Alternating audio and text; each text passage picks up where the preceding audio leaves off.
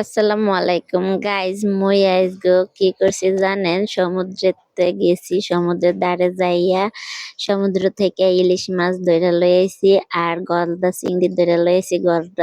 গলদা চিংড়ি গুলা আনতে আনতে মরে গেছে। ছোট ছোট কয়টা গলদা চিংড়ি এখনো জীবিত আছে, মরে নাই। আর এই গলদা চিংড়ি আর হইছে চিংড়ি মাছ আর হইছে ওই ইলিশ মাছ, এই দুই জিনিস মোর পুকুরে হালাম। মোর পুকুরে ইলিশ মাছ চাষ করমু, গলদা চিংড়ি চাষ করমু, বুঝছেন? এই যে মোর পুকুরে গলদা চিংড়ি হালাইছি আর ইলিশ মাছগুলা হালাইতাছি। কেমন বইরে গেলে ইলিশ মাছ দিয়া, দেখছেন কত সুন্দর লাগে, কত সুন্দর হয়েছে মোর পুকুরটা ইলিশ মাছ দিয়া ভরে গেছে।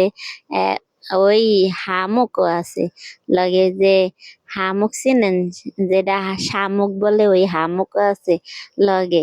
ইলিশ মাছের লগে আইয়া পড়ছে হামুক গলদা চিংড়ির লগে। আর মোর পুকুরে মাছ থই থই থইতে হরে। মাছগুলা দেখতে কি সুন্দর লাগে যে।